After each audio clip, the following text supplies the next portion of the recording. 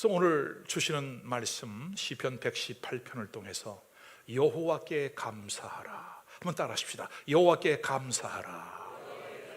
이 같은 제목으로 은혜 받기를 원합니다. 제가 감사할 줄 아는 사람에게는 어떤 특징이 있을까 궁금했어요. 그래서 제가 AI에게 물어봤어요. 물어봤더니 이 아이가 대답을 하는데, 여러분 제가 읽어줄 테니 나는 이 직분을 줘야 돼요. 권사 정도 되는 것 같아. 한번 들어보세요. 여러분, 감사할 줄 아는 사람은 겸손하고 자존감이 높으며 삶을 긍정적으로 바라보고 타인의 도움을 당연하게 여기지 않고 진심으로 고마워하며 표현을 하는 사람이다. 작은 일에도 행복을 찾고 도움을 받았으면 부채감 대신 감사한 마음으로 반응을 하며 칭찬과 감사를 잘 표현하는 특징이 있습니다. 아주 정중하게 저한테 답변을 해 주었어요. 물어보지도 않았는데. 그리고 5가지 중요한 특징이 있다고 서술을 또 해줬어요. 이야, 아주 친절해요. 첫째, 5가지 감사할 줄 아는 사람의 특징은, 첫 번째는 긍정적이고 겸손한 태도를 갖는데요. 사소한 일에서도 기쁨을 발견하고 불행한 상황을 만났어도 감사를 찾으려고 한답니다, 여러분. 두 번째는 자존감이 높대요. 자신의 삶에 만족을 하고 도움을 주면서도 상대방에게 아주 편안한 마음을 준다는 거죠. 세 번째는 진심 어린 표현을 할 줄 안대요. 칭찬을 잘하고 자신의 실수나 허물을 인정할 줄 알고, 그리고 사과할 줄 안다. 어때요? 우리는 막 감추려고 그러고 막 고집을 부리려고 그러는데 AI는 그렇지 않더라고. 권사급인 것 같아. 네 번째는 타인에 대한 배려가 깊대요, 여러분. 사람을 대할 때에 진심으로 환대하며 감동을 줍니다. 도움이나 배려를 당연하게 여기지 않고 그것을 고마워합니다. 5번째가 있어요, 여러분. 정말 감사할 줄 아는 사람의 특징은 뭐냐면 성장과 학습이 있대요. 끊임없이 배우려고 하는 마음이 있다는 거죠. 자기 자신을 영적으로 성숙한 사람으로 성장하려고 하며 실패가 있다면 그 실패를 경험을 삼고 끈기를 가지게 됩니다. 이렇게 AI가 친절하게 답변을 해 주었습니다.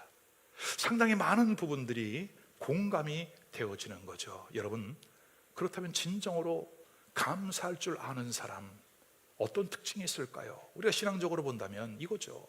나는 정말 감사할 줄 아는가?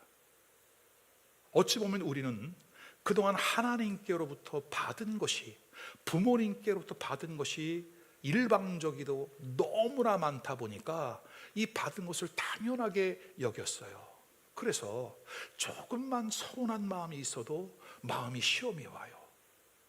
불편해져요, 여러분. 자, 나는 지금 감사하는 마음이 있는가? 그렇다면 어떤 감사를 드리는가? 어때요, 여러분? 혹시 내가 드리는 감사는 상대적인 감사 아닌가요? 네가 잘했어? 알았어, 나도 잘해줄게. 네가 나를 좀 불편하게 했어? 알았어, 나도 불편하게 해줄게. 상대적인 감사, 혹은 조건부. 하나님 이거 해주시면요 내가 이렇게 할게요 라고 하는 그런 아주 조건적인 그런 감사는 아닌가. 마치 바람든 무처럼, 요즘 또 김장철이니까 무를 썰어보면 좋은 건 줄 알았더니 잘라보니 속이 통통 비어 있는 그런 무도 있잖아요. 혹시 우리의 마음 가운데 정말 중요한 그 감사를 놓치고 있는 것은 아닌가? 여러분, 오늘 이 시편 118편은 저자의 이름이 나타나 있지 않아요. 무명의 저자예요. 이 시편 대부분은 다윗이 기록을 했어요. 여기는 모세의 글도 있고요, 이 시편은 솔로몬의 글도 있어요. 여러분, 그리고 찬양 내었던 아삽의 시도 있어요. 그 고라 자손들의 시도 있어요. 유명한 인물들이에요. 근데 오늘 이 118편은 이름이 알려져 있지 않은 그저 평범한 사람이에요. 근데 오늘 그의 감사, 얼마나 놀라운 감사의 표현을 하고 있는지 우리가 배워야 할 감사인 줄로 믿습니다. 자, 그럼 오늘 시편 118편 기자는 어떠한 감사를 하나님께 드렸을까요? 첫 번째, 인자하신 하나님께 감사합시다. 인자하신 하나님. 자, 1절 말씀이죠. 여호와께 감사하라. 그는 선하시며 그의 인자하심이 영원함이로다. 할렐루야. 2절 말씀, 이제 이스라엘은 말하기를 그의 인자하심이 영원하다 할지로다. 하나님의 선하심과 그 인자하심이 영원하고 무궁하니 우린 그 하나님께 감사하자. 근데 2절에 이렇게 말을 해요. 이스라엘은 말하기를. 여러분, 이스라엘은 수많은 나라와 민족 가운데에 하나님의 선한 민족으로 택함을 받은 백성들이죠. 오늘 우리 지구촌에 80억이 넘는 수많은 사람들이 살고 있는데 그 가운데 하나님이 나를 택하셨죠. 이것에 대한 감사가 있었대요, 여러분. 그 감사는 어떤 감사다? 영원한 감사다. 아멘. 3절엔 이렇게 말합니다. 이제 아론의 집은 말하기를 그의 인자하심이 영원하다 할지로다. 여러분, 아론은 어떤 일을 했던 사람이죠? 대제사장입니다. 예배를 인도하는 사람입니다. 그 많은 사람 가운데서 나를 예배할 수 있는 이 예배의 자리에 나오게 한 것이 너무나 감사하여 하나님의 그 선하심과 그 인자하심을 언제까지 영원히 찬송할지로다. 아멘. 29절, 4절, 이제 여호와를 경외하는 자는 말하기를 그의 인자하심이 영원하다 할지로다. 여러분, 여호와를 경외하는 자에게 나타나는 특징이 있습니다.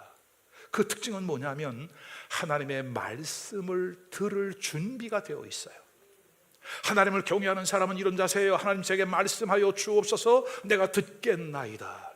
오늘 하나님 예배를 통하여 주시는 그 말씀을 내게 말씀하여 주시옵소서. 내가 듣겠나이다. 여러분, 이것이 하나님의 말씀을 말씀답게 인정하는 것, 믿는 것, 이것이 하나님을 경외하는 것이에요. 아멘. 아름다운 신앙의 열매인 줄로 믿습니다. 그리고 오늘 마지막 29절에 여호와께 감사하라. 그는 선하시며 그의 인자하심이 영원함이로다. 아멘. 자, 그러면 오늘 이 시편 118편의 기자가 고백했던 이 선함과 그 인자하심, 이 선하다고 하는 것은 원어로 토브의 토. 여러분이 토브라는 단어 어디 나왔냐면 하나님께서 우주 만물 천지 창조를 끝내고 마지막 날 사람을 지으신 다음에 이렇게 감탄하셨죠. 하나님이 보실 때 심히 좋았더라. 모든 것이 심히 좋았더라. 만족 흡족하게 여기셨던 그 심히 좋았더라가 바로 토브. 그러니까 하나님은 지금도 우리에게 창조 때에 완벽하게 창조하셨던 그 위치대로 돌아가게 하시는, 회복시키시는 그 하나님의 은혜가 있으니 이것이 선하십니다. 아멘. 인자하심. 여러분, 이 인자하심은 헤세드라고 하는 표현이에요. 친절하다, 자비롭다, 자애롭다. 토브라고 하는 표현은 성경 전체에 560번이 나옵니다. 이 헤세드, 누구도 비교할 수 없는 하나님의 절대적인 그 사랑은 성경 전체에 240회가 소개되어지는데, 여러분, 이 헤세드라고 하는 단어는 어디서 왔냐면 하사드에서 왔어요. 하사드는 어떤 뜻을 갖고 있냐? 책망한다, 비난한다, 부끄러움을 당한다, 수치를 당한다, 치욕을 당한다라고 하는 의미예요. 근데 이런 의미를 갖고 있는 하사드에서 어떻게 헤세드, 하나님의 사랑으로 바뀌었을까요? 하나님의 인자심으로 바뀌었을까요? 여러분, 그것은 하나님의 아들 예수 그리스도 십자가의 사랑이에요. 죄와 사망과 허물 가운데 고통스럽게 인생을 저주하며 살아갔던 우리의 인생을 그 아들 예수 그리스도를 보내 그 예수 그리스도의 은혜와 은총으로 우리의 모든 허물과 대가를 다 지불하고 십자가에서 당하신 부끄럼과 수치와 멸시, 침뱉음을 당하고 뺨을 맞아가면서 옷을 다 벗기신 채로, 그리고 마지막 남은 물 한 방울, 피 한 방울 다 쏟아내시고 우리를 구속하여 지명하여 주신, 값을 주고 사신 예수 그리스도의 그 구속의 은총이 저주스러운 하사드에서 하나님의 그 인자하신 사랑으로 헤세드로 바뀌었다. 오늘 우리가 이 시편 118편은 형식이 있죠. 시라고 하는 형식. 오늘 이런 표현들을 우리는 학문적으로 문법으로 대구법 혹은 대귀법 이렇게 표현을 합니다. 이 대구법이라고 하는 것은 비슷한 상황들을 다른 언어를 써서 같은 상황을 반복 설명하고 강조한다라고 하는 의미가 담겨 있어요. 그래서 계속 선하시다, 그 영원하다, 영원하다라고 하는 말이 반복돼요. 그것을 문법적으로 따라가다 보면 오늘 우리는 이 시편 118편 기자의 표현하고자 하는 그 마음을 놓칠 수가 있다는 거예요. 오늘 시편 기자는 그 하나님의 선하심과 인자하심이 얼마나 놀라운지 반복적으로 어떻게 보면 10번이고 100번이고 계속해서 이 시편 118편의 기자는 하나님의 선하심과 인자하심을 반복해서 노래하고 싶었을 거예요. 왜냐하면 그 하나님의 사랑과 자비는 무궁하시기 때문이다. 여러분, 예레미야 시대에 예레미야의 별명은 눈물의 선지자, 통곡의 선지자였습니다. 왜냐하면 멸망해가는 자기의 조국 유다를 바라보면서 하염없는 눈물을 쏟아냈거든요. 하나님의 택한 백성인 그들이 우상을 숭배하고 결국 하나님께 책망을 받고 징계를 받고 이렇게 포로로 끌려가는 그 수치스러운 상황, 눈물을 쏟아내며 동족을 향해 외친 눈물의 선지자거든요. 근데 이 예레미야 애가가 있습니다. 탄식의 노래라고 하는 뜻이죠. 예레미야 애가 3장 22절 23절에 보면 예레미야는 이렇게 고백합니다. 여호와여, 인자와 긍휼이 무궁하심으로 우리가 진멸되지 아니함이니이다. 이것들이 아침마다 새로우니 주의 성실하심이 크도소이다. 아멘. 여러분, 우리는 이미 멸망을 당해야 했고 이미 끝났어야 될 우리의 조국의 운명, 이 민족들, 우리의 동족들, 그러나 여호와 하나님의 자비와 긍휼하심이 무궁하심으로 우리가 진멸되지 않았습니다. 아멘. 근데 이것이 아침마다 새로우니, every single morning, 아침마다 새로우니 주님의 성실하심이 크도소이다. 하나님의 성품을 깨닫고 인정하고 고백하고 노래했던 그 예레미야의 탄식 속에서 우리는 우리의 소망, 우리의 희망 바라볼 수 있는 거죠. 예수 그리스도가 해답이시다. 하나님의 문제 해결을 해나가신다. 아멘이에요. 여러분, 맞아요. 만약에 우리가 지금까지 살아온 대로, 내가 행한 대로 하나님이 우리를 책망하고 우리를 벌하신다면 우리는 1000번 만번 죽어 마땅했을 존재들, 지금 이 자리에 아무도 앉아 있을 수 있는 사람은 없을 거예요. 그러나 하나님의 자비와 긍휼이 무궁하셔서, 아멘. 이사야 선지자는 하나님과 우리와의 관계를 자녀와 부모의 관계로 예를 들어 설명합니다. 이사야 49장 15절에 보니까 여인이 어찌 그 젖 먹는 자식을 잊겠으며 자기 태에서 난 아들을 긍휼히 여기지 않겠느냐?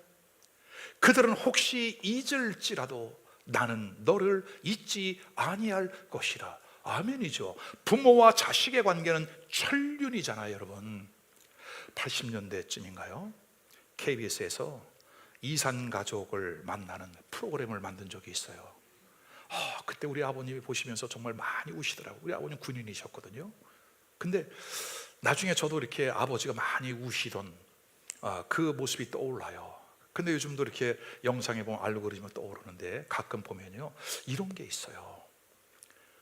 동족 상잔의 비극으로 어쩔 수 없이 고향을 떠나 피난길, 그 수많은 사람들 틈에서 잃어버리고 입양돼 간 사람, 고아가 돼서 자란 사람도 있어요. 근데 저에게 이런 장면이 하나 기억이 났어요. 한 50년 만에 모녀가 상봉을 하게 된 거예요. 전화로다가 이렇게 만나게 돼서 서로 확인했어. 그러면 거기에서 그 딸이, 이제는 60이 넘은 그 딸이 이렇게 말을 해요. 엄마, 그때 왜 나를 버렸어? 왜 나를 버렸어? 엄마가 눈물을 쏟아내며 하소연을 합니다. 사랑하는 딸아, 내가 어찌 너를 버릴 수 있겠니? 그 전쟁통에 어쩌다 보니 너를 놓쳤고 이 애미도 눈을 감지 못하고 살았다. 여러분, 이것이 부모와 자식의 사랑인 거예요. 근데 오늘 우리 하나님은 그 사랑에 비유하여 독생하신 아들 예수를 내어 주기까지 우리를 사랑하신 하나님 아버지의 그 사랑을, 그래서 오늘 시편 기자는 하나님의 선하심과 그 하나님의 인자하심이 영원함이로다, 영원하신 그 하나님의 사랑과 그 은혜가 있기에 오늘 우리는 그 하나님께 감사하며 이 자리에 예배로 나아가는 줄로 믿습니다. 두 번째는 우리가 감사할 그 이유는 우리의 기도에 응답해 주시는 하나님. 여러분, 오늘 5절의 말씀을 보세요. 내가 고통 중에 여호와께 부르짖었더니 여호와께서 응답하시고 나를 넓은 곳에 세우셨도다. 여러분, 놀라워요.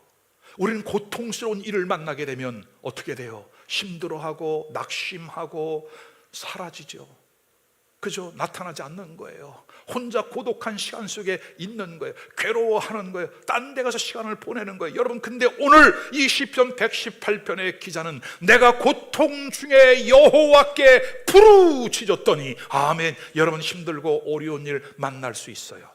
여러분, 지금도 혹시 통과하고 있는 중일지 몰라요. 그런 분이 있다면 실망하지 마십시오. 오늘도 아마 정말 천근만근 무거운 몸을 이끌고 하나님의 교회까지 오신 분도 없지 않아 있을 거예요. 여러분, 오늘 시편 기자는 내가 고통 중에 하나님께 부르짖었대요. 근데 부르짖었더니 하나님이 어떻게 하셨대요? 여러분, 응답하시고 나를 넓은 곳에 세우셨도다. 아멘. 21절, 주께서 내게 응답하시고 나의 구원이 되셨으니 내가 주께 감사하리로다. 할렐루야. 25절, 여호와여 구하옵나니 이제 구원하소서. 여호와여 우리가 구하옵나니, 기도했다는 거죠. 이제 형통하게 하소서.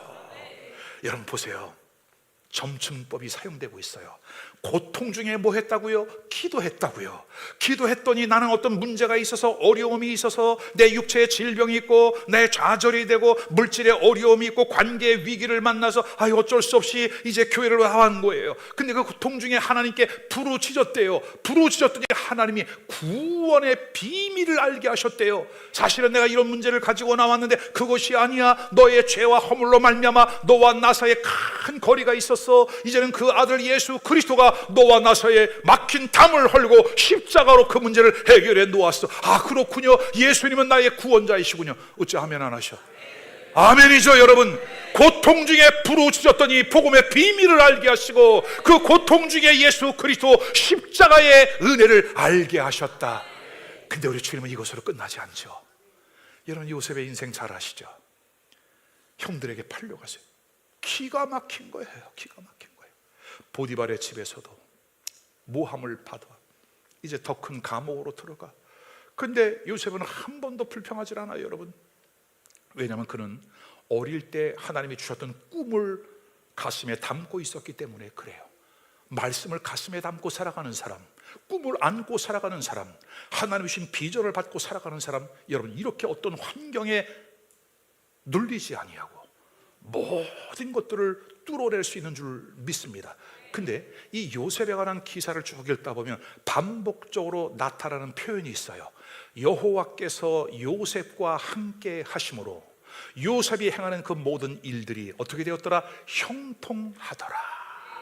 오늘 여러분의 손길이 닿는 곳, 여러분의 발걸음이 닿는 곳마다 형통하는 은혜가 있기를 주의 이름으로 축원합니다. 점점 더 어두워지고 불안해지고 불편한 이 시대 속에 예수 그리스도를 믿는 하나님의 사람들의 발걸음이 닿는 곳마다 광명의 빛이 비춰나고 그 길이 열려지고 죽을 기업 회사들이 살아나는 역사, 우리 살아가는 조국 대한민국 안에 다시 한번 강력한 회복의 역사, 형통의 역사가 일어나게 될 줄로 믿습니다. 오늘 25절에 보면 시편 기자가 이제 구원하소서, 이제 구원하소서 이런 고백을 했잖아요. 여러분, 이제 구원하소서라고 하는 이 말은 우리가 잘 아는 표현이에요. 예수님이 예루살렘 성에 나귀 새끼를 타고 입성할 때에 예루살렘 주민들이 호산나, 호산나, 호산나, 호산나, 하나님 우리를 구원하소서, 우리를 구원하소서. 구원자로 오시는 이여, 예수님이 오시는 그 길에 팜트리, 종려나무 가지를 흔들고 자기의 입은 옷을 벗어 길을 만들면서 예수님을 환영해. 호산나, 호산나. 이것이 바로 여호와여 우리를 구원하소서 이런 뜻이잖아요. 여러분, 어찌 보면 오늘 우리는 그 예수님의 이름을 부르고 있는 거예요. 내가 절망 가운데에, 내가 한숨 가운데에, 내가 육체 질병 그 고통 가운데에, 어떠한 상황에서도 나는 그 주님을 의지하리라. 내가 탄식 가운데서도 여러분 나를 구원해 주십시오, 나를 도와주십시오, 하나님 한 번만 기회를 주십시오. 여러분 이것이 호산나, 오늘 시편 기자가 25절의 말씀으로 고백한 것이에요. 여호와여 우리를 구원하소서. 아멘. 하나님은 결코 이러한 외침, 이러한 절규, 이러한 부르짖음을 절대로 외면치 않으신다. 아멘이에요 여러분. 자, 우리는 어찌 보면 다윗과 비슷한 인생을 경험하며 살아가는 거예요. 시편 22편은 다윗의 시인데, 이 다윗의 시 안에는 예수 그리스도의 순환과 고난, 그리고 죽음, 다시 살아나심까지 예언되어 있어요. 그러나 이것은 다윗이 직접 겪었던 경험을 노래한 거거든요. 자, 어떤 내용이 담겨 있을까요? 시편 22편 1절과 2절과 5절입니다. 다시 한번 읽어봐요 여러분. 내 하나님이여, 내 하나님이여, 어찌 나를 버리셨나이까? 어찌 나를 멀리하여 돕지 아니하시오며 내 신음소리를 듣지 아니하시나이까? 내 하나님이여, 내가 낮에도 부르짖고 밤에도 잠잠하지 아니하오나 응답하지 아니하시나이다. 여러분, 우리가 때로는 이 사망의 음침한 골짜기를 다니는 것 같고 죽음의 구렁텅이로 내몰리는 것 같은 그 좌절, 실망, 깊은 한숨, 내가 아무것도 할 수 없네, 그죠? 근데 하나님의 역사는 거기서 끝나지 않는다. 오늘 시편 22편도 거기서 끝나지 않았다. 자, 5절입니다. 시작. 그들이 주께 부르짖어 구원을 얻고 주께 의뢰하여 수치를 당하지 아니하였나이다. 아멘. 그 위기 속에 부르짖었더니 구원의 의뢰를 경험하게 되었고 하나님을 의뢰하였더니 수치를 당하지 아니하였나이다. 여러분, 그래요. 우리가 뒤를 돌아보면 지난 2025년 약 11개월 뒤를 돌아보면 하나님이 우리의 기도를 듣지 못한 척 애들로 외면하신 적이 없습니다. 반드시 우리의 기도를 들어주셨고 응답해 주셨고 우리가 기대하고 우리가 생각했던 것보다도 더 놀랍도록 역사해 주셨습니다. 여러분, 그렇다면 무엇이 진정한 감사일까요? 우리로 하여금 어떠한 일을 통하여 하나님을 찾게 하시는 것이 감사예요. 아멘. 그것이 감사함 중에 하나님을 찾는 것도 있지만 고통 중에 하나님께 나아가게 하는 것도 은혜인 줄로 믿으시기를 바랍니다.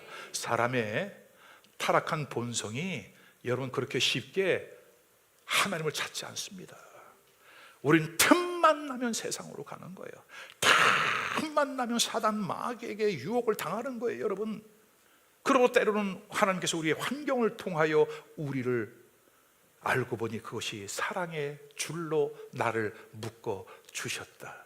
그리고 기도하게 하시고 그 기도에 응답하시는 주님. 여러분, 혹시 이런 질문이 있을 수 있어요. 하나님 모든 형편 다 잘 아시는데 꼭 기도해야 주세요? 기도하지 않고 주셔도 되는데 하나님 다 아신다면서. 여러분, 주님은 얼마든지 그러실 수 있어요. 근데 우리에게 반드시 기도해라, 기도한 이후에 응답을 하시는 이유는 뭐냐면 이 모든 삶에 일어나고 있는 일들이 나의 수고, 나의 노력, 나의 자랑이 되지 않기 위해서예요.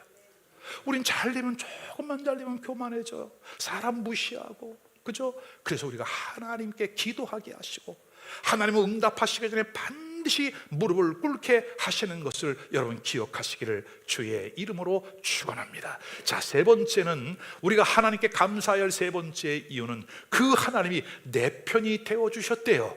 6절입니다. 여호와는 내 편이시라 내가 두려워하지 아니하리니 사람이 내게 어찌할까. 아멘. 7절. 여호와께서 내 편이 되사 나를 돕는 자들 중에 계시니 그러므로 나를 미워하는 자들에게 보응하시는 것을 내가 보리로다. 아멘. 자, 그래서 어떻게 된다고요? 여호와께 피하는 것이 사람을 신뢰하는 것보다 나으며, 9절. 여호와께 피하는 것이 고관들을 신뢰하는 것보다 낫도다. 아멘. 오늘 이 본문 말씀을 읽다 보니까 어린 시절에 동네 친구들과 놀던 생각이 나요. 전쟁 놀이를 할 때, 뭐 할 때 편을 가르잖아요, 여러분. 편을 짜면서 가위바위보를 하든지 엎어라 뒤집어를 하든지, 그죠? 편을 짜는데 그때 항상 마음 가운데 속으로 했던 기도가 뭐예요? 쟤 내 편 됐으면 좋겠다. 쟤 말고 우리 동네 제일 짱, 그죠? 힘이 세네, 잘 노는 애, 그런 애들 꼭 하나씩 있잖아요. 그럼 쟤가 내 편 됐으면 좋겠다라고 마음 가운데 바랬던 기억이 있어요. 그죠? 여러분, 오늘 본문에 보니까 하나님도 편을 짜신대. 하나님도 편을 만드신대요, 여러분. 근데 그 하나님이 누구 편이시래요? 우리 편이시래요. 그 하나님이 나의 편에 서서 나를 대신하여 싸워주시고 나를 대신하여 그 일을 감당하여 주신대요, 여러분. 바울 사도는 이 사실을 잘 깨달았어요. 그래서 당시 1세기 로마가 세계를 지배했던 그때 로마에 있었던 교인들, 얼마나 많은 핍박을 받았을까요? 얼마나 많은 어려움 속에서 그들은 믿음을 지켰을까요? 그 로마 교회 성도들을 향해서 바울 사도는 이렇게 외칩니다. 우리도 다 같이 한번 읽어봐요. 시작. 만약에 하나님이 우리를 위하시면 누가 우리를 대적하리요? 만약에 하나님이 우리를 위하신다면 누가 우리를 감히 대적하리요? 환난이나 핍박이나 고난이나 가난에 그 어떤 것도 우리를 향한 하나님의 사랑에서 끊을 수 없느니라. 아멘이죠, 여러분. 여러분, 그런 믿음이 올라와요? 그런 마음의 확증이 자꾸 이렇게 올라와져요? 그러고 보니 고개가 끄덕여지고 입술에서 아멘이 나와요, 여러분. 이럴 때 주님이 이렇게 말씀하세요. 믿음대로 될지어다. 믿음대로 될지어다. 여러분, 믿음 생활은 아주 신묘막측해요. 우리의 이성과 우리의 생각과 경험으로 풀 수 없는 그 일들이 말씀을 받았고 그 말씀을 붙잡고 기도했더니 하나님이 응답으로 오게 되는 거예요. 아멘. 우린 그 길을 따라가십시다. 영적인 원리를 따라 살아가십시다. 아멘이에요. 자, 오늘 9절에 보니까 고관들이 나왔어요. 고관들. 고관이라고 하는 것은 이 세상의 왕, 임금, 소위 우리가 말하는 세상의 실세들이야. 실세들. 근데 여러분, 한번 생각해 보세요. 누가 이 세상의 진정한 실세입니까? 누가 진정한 실세예요? 우리는 사람을 따라가 인맥을 만들고, 그저 같은 고향, 같은 학교 출신, 인맥을 따라고 관계를 만들어 가려고 부단히 노력을 많이 해요. 그러나 하나님은 우리의 편이시니 그 하나님만을 신뢰하며 갈 수 있는 지혜로움이 있기를 바라요. 여러분, 요즘 목회자들도 마찬가지입니다. 지금 이 교계는 양극화 현상이 너무나 분명해요. 대형교회는 너무나 커져 있어요, 여러분. 지금 오지 말라고 막 몰려와요. 좀 작은 규모의 교회는 여러분 10년, 20년을 문을 열고 있어도 미래가 보이지를 않아요. 그러니까 젊은 목회자들이 영적인 원리를 따라가기보다 어느 쪽에 줄을 서지, 누구 따라가면 내가 좀 목회 길이 열릴까, 그거를 찾아요, 여러분. 그거를 찾아요. 우리가 세상을 살아가는 원리와 방법도 그와 비슷해요, 여러분. 하나님을 절대적으로 신뢰하고 그 하나님만 바라보면서 갈 수 있기를 주님의 이름으로 축원합니다. 그 하나님이 우리의 기도를 응답하시기 때문이에요. 시편 17편 8절 말씀, 나를 눈동자같이 지키시고 주의 날개 그늘 아래 감추어 주사. 누가요? 내 편이신 우리 하나님께서. 시편 36편 7절, 하나님의 주의 인자심이 어찌 그리 보배로우신지요. 사람들이 주의 날개 그늘 아래에 피하나이다. 할렐루야. 주님의 날개 그늘 아래에 피하시기를 주님의 이름으로 축원합니다. 힘들고 어렵고 위기가 올 때 장롱 속에 숨지 않기를 바랍니다. 하나님의 성전에 나와서 그 주님의 날개 그늘 아래 머무는 역사가 있기를 주의 이름으로 축원합니다. 시편 기자는 세상의 권세를 가진 자들을 의지하는 것이 어리석다고 그렇게 말을 해요. 왜 그랬을까요?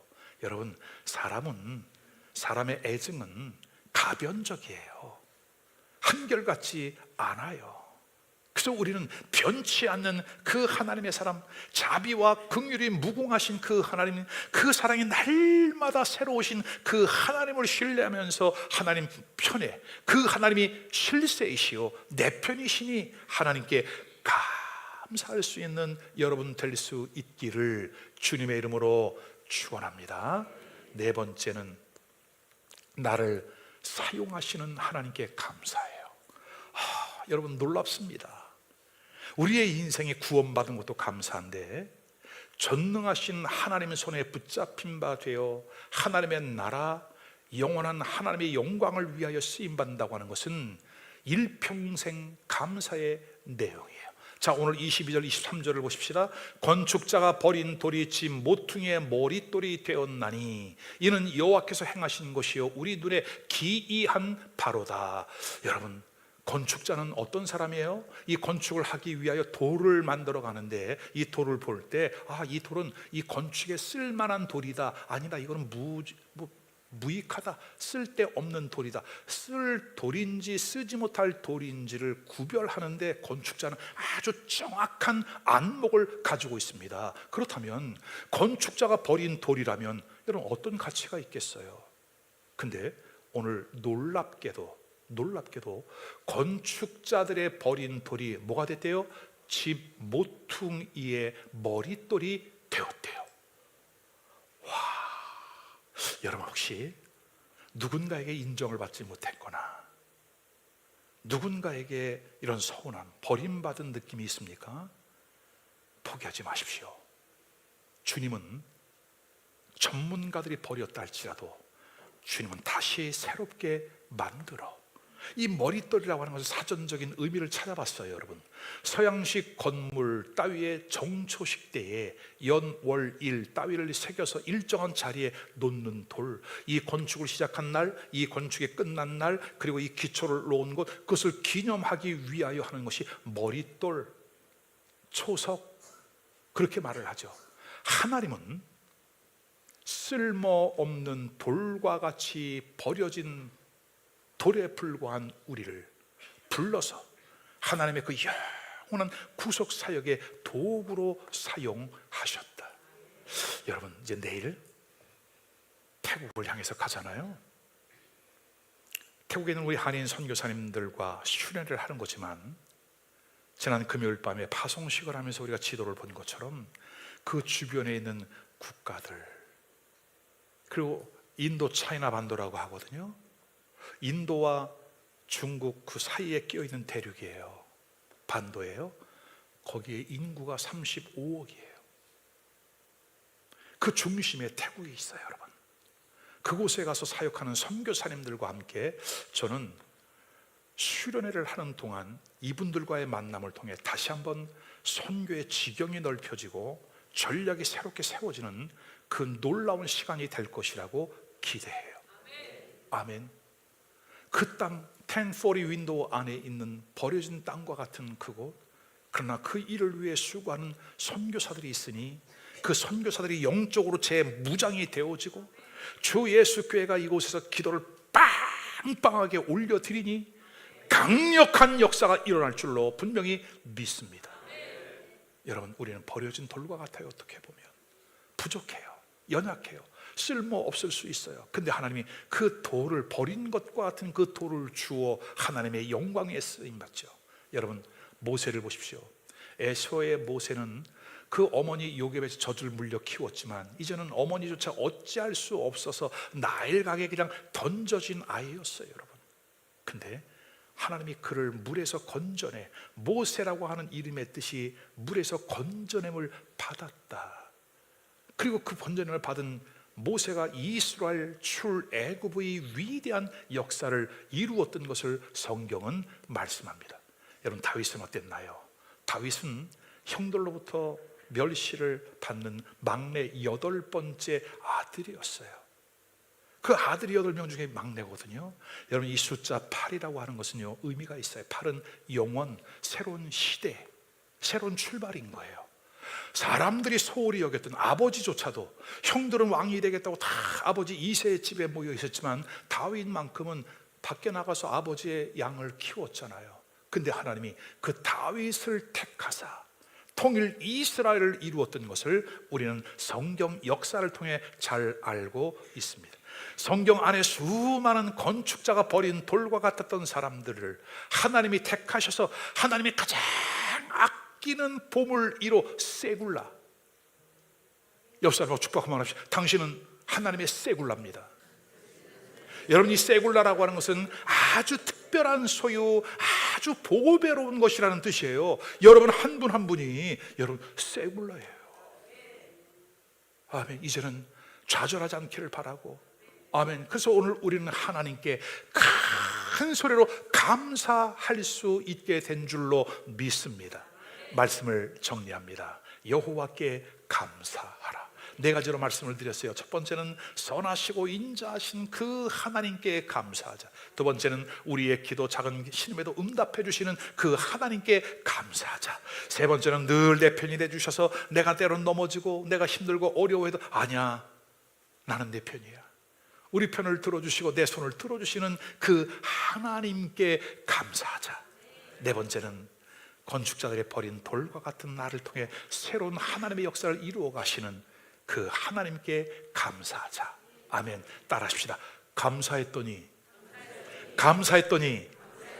어떤 일이 일어날까요? 결론 중에 결론입니다. 오늘 본문 시편 118편 24절에서 26절 말씀입니다. 다 같이 읽습니다. 시작. 이날은 여호와께서 정하신 것이라.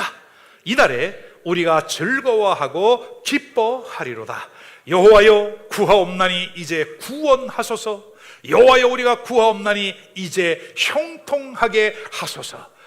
여호와의 이름으로 오는 자가 복이 있으며 우리가 여호와의 집에서 너희를 축복하였도다. 아멘. 교회에서 서로를 축복하고 하늘나라의 꿈을 꾸면서 대망하면서 감사로 나아가는 여러분 모두가 될 수 있기를 주님의 이름으로 축원합니다.